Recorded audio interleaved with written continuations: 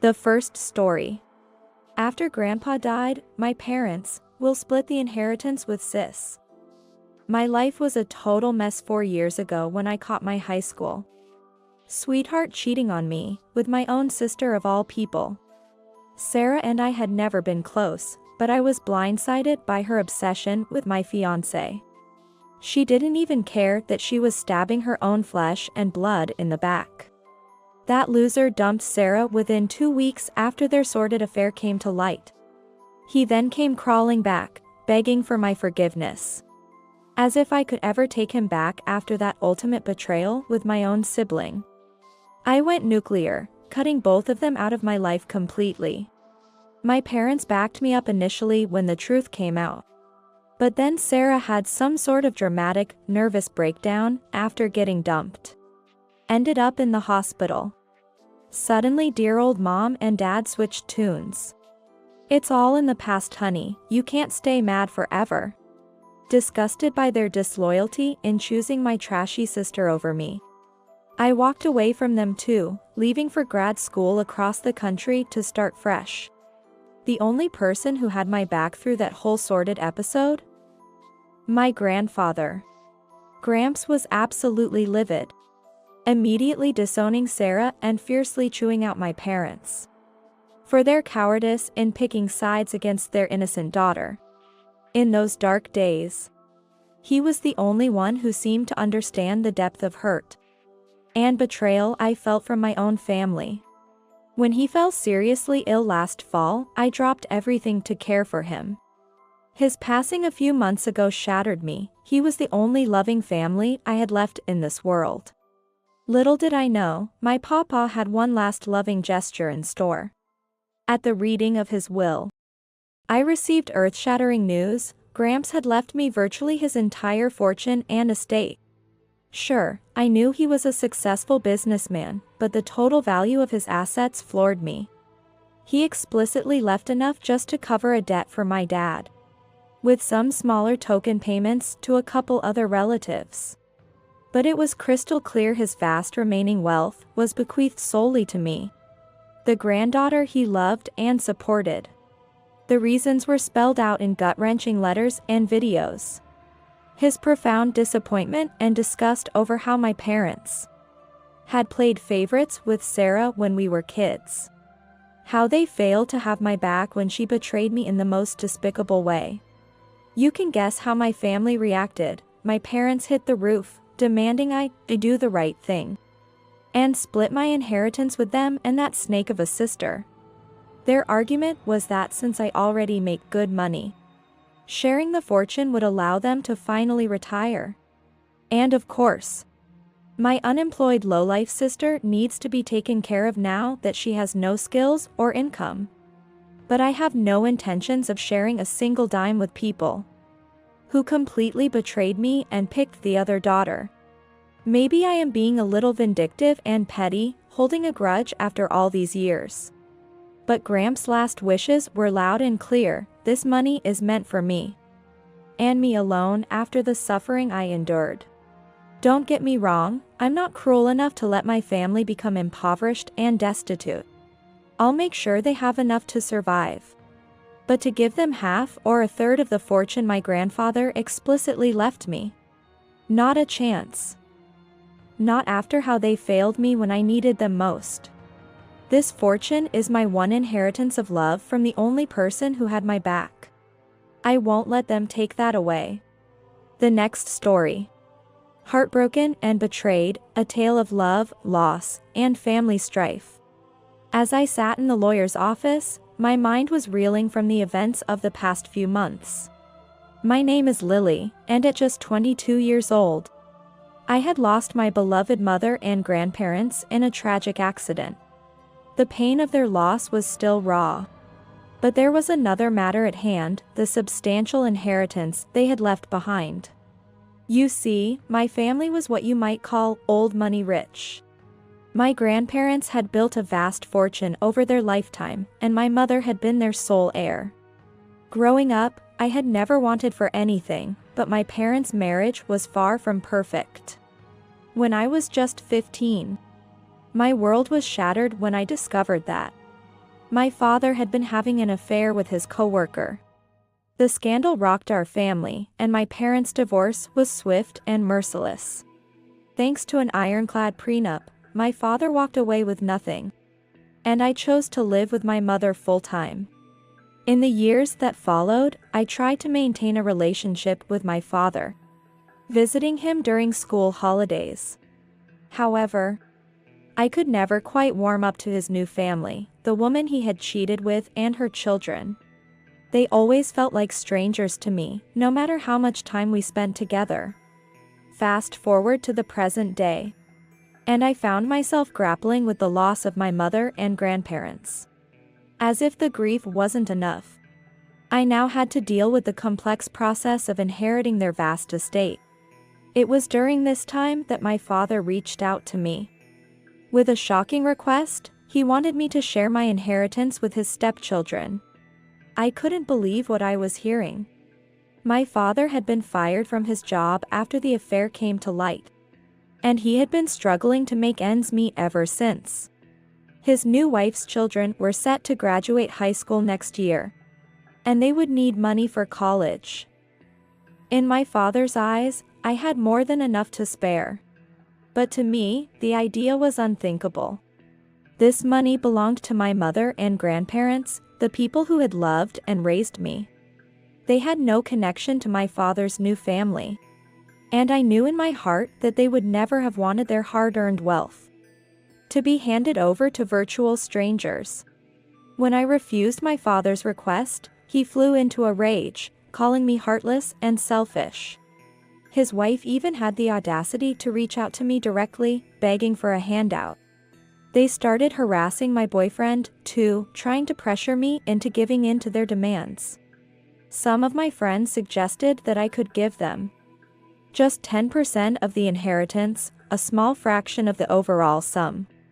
They argued that I would still have plenty left over to live comfortably and continue my education. But something about the idea just didn't sit right with me. This wasn't about the money, not really. It was about principle. My father had made his choices, and he had to live with the consequences. His new family was not my responsibility, and I refused to be guilted into sharing what was rightfully mine. In the end, I stood my ground. I invested the money wisely, ensuring that I would have a secure future. I pursued my dreams of getting a master's degree, knowing that my mother and grandparents would have been proud of my ambition. As for my father and his family, I eventually had to cut ties completely. The constant harassment and emotional manipulation were too much to bear. It was a painful decision, but one that I knew was necessary for my own well-being. Looking back on it all, I know that I made the right choice. The inheritance was a gift from my beloved family members, a way for them to continue supporting me even after they were gone. To share it with people who had no claim to it would have been a betrayal of their love and trust. In the end, money is just money. But family, true family, is a bond that can never be broken, even by death. I will always cherish the memories of my mother and grandparents, and I will honor their legacy by living a life that would make them proud. As for my father and his new family, I wish them well, but I know that my path forward is my own. I am grateful for the love and support of my true friends and loved ones. And I know that with them by my side, I can weather any storm. The next story. A legacy of secrets and sorrow. As I sat in the lawyer's office, my mind raced with a whirlwind of emotions. I, Lily, a 27-year-old woman, had just lost my beloved grandmother. And now I found myself at the center of a family drama that threatened to unravel the very fabric of our lives. My grandmother, my dad's mom, had always been a beacon of love and warmth in our family. Despite the fact that my brother, Jack, and I had never met our grandfather, we had always felt an unbreakable bond with our grandmother. According to my dad, his relationship with his father had been toxic, filled with bitterness and resentment. But my grandmother had never let that darkness touch us. When my dad met my mom at university, they fell deeply in love. They started dating, and soon after, my brother was born. My parents' decision to get married only deepened the rift between my dad and his father, causing my grandfather to cut off all communication with him. But my parents' love was stronger than any family feud, and a couple of years later, I was born, completing our little family. After my grandfather passed away, my dad reconnected with his mother, and we finally got to experience the joy of having a grandmother in our lives. Every Christmas, we would spend the holidays at her house near Oxford, basking in her infectious energy and unconditional love. Those memories of laughter, warmth, and togetherness are forever etched in my heart. But now, as I sat in the lawyer's office, I realized that those cherished memories were only a part of a much larger, more complex story.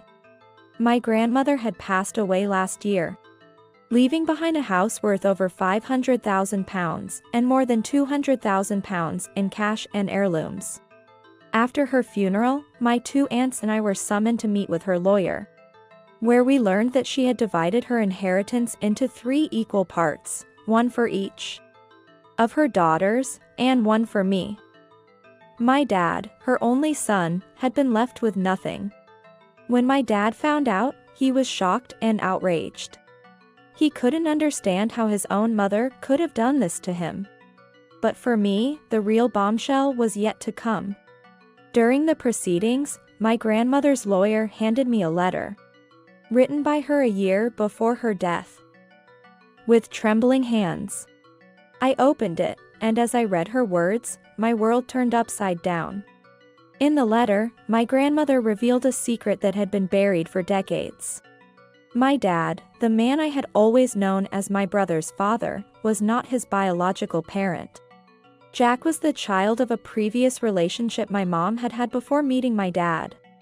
When my dad met my mom, she was already pregnant with Jack. My grandparents, especially my grandfather, had found this situation extremely weird and unacceptable. He vehemently opposed their relationship and refused to give his blessing. But my dad, driven by his love for my mom and his desire to be a father to Jack, defied his parents and married my mom a year after Jack was born. This act of defiance led to my grandfather disowning my dad completely. Over the years, my grandmother had maintained contact with my dad, but Jack and I had never met her until after my grandfather's death. And now, I held in my hands a truth that had the power to shatter our family forever. I couldn't bring myself to face my dad, not yet. He had called me, wanting to discuss the inheritance. But I couldn't bear the thought of looking him in the eye, knowing what I knew. The weight of my grandmother's secret felt like an unbearable burden, and I didn't know how to share it without tearing our family apart. My family, unaware of the real reason behind my hesitation, began to call me greedy. They couldn't understand why I was reluctant to share the inheritance that had unexpectedly come my way. But for me, it wasn't about the money. It was about the realization that the very foundation of our family was built on secrets and lies. I felt lost, torn between my love for my family and the fear of what the truth might do to us. The division caused by the inheritance was already creating deep wounds, and I knew that revealing the true reason behind my grandmother's decision would only pour salt on those wounds. As I sat there, holding my grandmother's letter, I realized that I had a choice to make. I could keep the secret, bury it deep within me, and try to move forward with my life. Or I could be truthful, no matter how painful the consequences might be.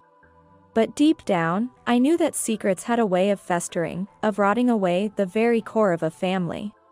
My grandmother had carried this secret for years, and now, it had become my burden to bear. I took a deep breath, my heart heavy with the weight of the decision I had to make. I knew that the path ahead would be difficult, filled with tears, anger, and heartache. But I also knew that the only way to truly honor my grandmother's memory and to heal the fractures in our family was to embrace the truth, no matter how painful it might be. With a shaking hand, I reached for my phone, ready to call my dad and my brother. It was time to have the conversation that would change our lives forever. It was time to face the secrets of the past and to forge a new path forward, together, as a family. For in the end, it's not the money or the possessions that define a legacy. It's the love, the honesty, and the strength to weather even the darkest of storms. And that's the legacy I chose to embrace, for myself, for my family, and for the memory of the grandmother I loved so dearly. The next story. A family divided, the bitter battle over heirloom rings. As I sit here, reflecting on the events of my granddaughter's first birthday party, I can't help but wonder if I'm the one being unreasonable. My daughter-in-law's family certainly seems to think so, but I'm convinced that I'm in the right. Let me lay out the story for you, and you can be the judge. My son, a strapping young man of 36, is married to the lovely Mary, also 36. Mary has an older sister named Susan, who has always been the golden child in their family. No matter what Mary did, she was always viewed as less than in comparison to her sister. It's a dynamic that breaks my heart, but one that I've had to witness for years. When my son was ready to propose to Mary, he did everything right. He followed Mary's wishes and went to her father to ask for his blessing. Her father gave his consent but informed my son of a long-standing family tradition. In their family, the grandmother would give her wedding and engagement rings to the first granddaughter to be married. The only problem? Grandma was wintering in Florida, so my son would have to wait until she returned to pop the question. It wasn't ideal, but he agreed to honor the tradition. But Susan, ever the opportunist, caught wind of the plan. She wasted no time in pushing her own boyfriend to propose and made sure to let Grandma know. In the end, Mary's mother and grandmother decided that Susan would get the coveted engagement ring.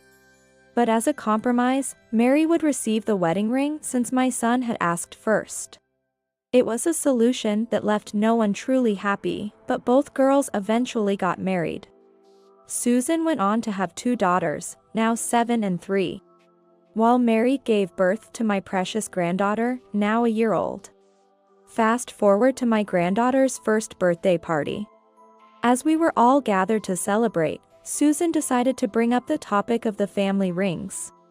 She explained how her daughters would one day split the rings that she and Mary had inherited from their grandmother. But then, she had the audacity to lament about how unfortunate it was that my wedding set didn't contain diamonds. She went on and on about how my granddaughter would be forced to have my cheap rings. I was stunned. Yes, my rings may not be adorned with diamonds, but they are far from cheap. They hold a deep sentimental value to me. And the suggestion that they were somehow inferior was deeply insulting. But more than that, I was taken aback by the presumption. In my family, we have our own traditions. While my granddaughter will indeed inherit my jewelry one day, I have no intention of giving up my rings before I pass on. They are a part of me, a symbol of my own love story. So, I calmly explained this to Susan and her mother. But then, I offered an alternative. I told them that my granddaughter could have my grandmother's wedding set if she wanted it. As luck would have it, I was wearing the rings on my right hand that day. I showed them to Susan and her mother, and their eyes widened.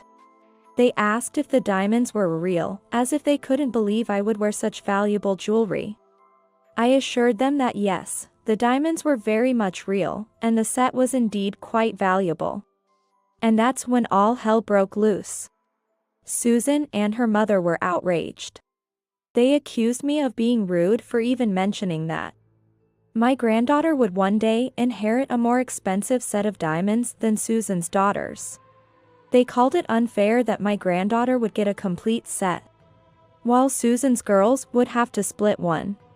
They even had the nerve to say that if my granddaughter was going to receive such a valuable gift, I should have kept quiet about it, so as not to make Susan's daughters jealous. I was flabbergasted. I tried to explain that I hadn't brought up the topic of inheritance at all. It was Susan who had started the conversation. And I merely offered an alternative when she began to disparage my own wedding rings. But they wouldn't hear it. They continued to berate me, insisting that I was in the wrong. But here's the thing, I don't think I am. I think Susan and her mother are being unreasonable. They're so wrapped up in their own family dynamics and traditions that they can't see how their actions and words are hurtful and divisive. They're so focused on this arbitrary idea of fairness that they're willing to sow discord and jealousy among cousins who are still too young to even understand the concept of inheritance. I love my granddaughter with all my heart. She is the light of my life, and I would do anything for her. If she grows up and decides she wants my grandmother's wedding set, it will be hers. But that will be her choice. Not something forced upon her by some outdated tradition or the petty jealousies of her aunt and cousins. I know I'm not perfect. I know I may have handled the situation poorly in the moment. But I also know that I'm trying my best to navigate a complex family dynamic with grace and love. I don't want to contribute to the cycle of favoritism and resentment that has plagued Mary's family for so long. I want to break that cycle, to show my granddaughter that she is valued and loved for who she is, not for the jewelry she may or may not inherit. So, there you have it. The story of a family divided, of a bitter battle over heirloom rings. I'm sure there are some who will think I'm the asshole in this situation. But I'm also sure there are others who will understand where I'm coming from. In the end, all I can do is follow my heart and do what I believe is right for my family. I welcome your thoughts and opinions. But more than anything, I hope for healing.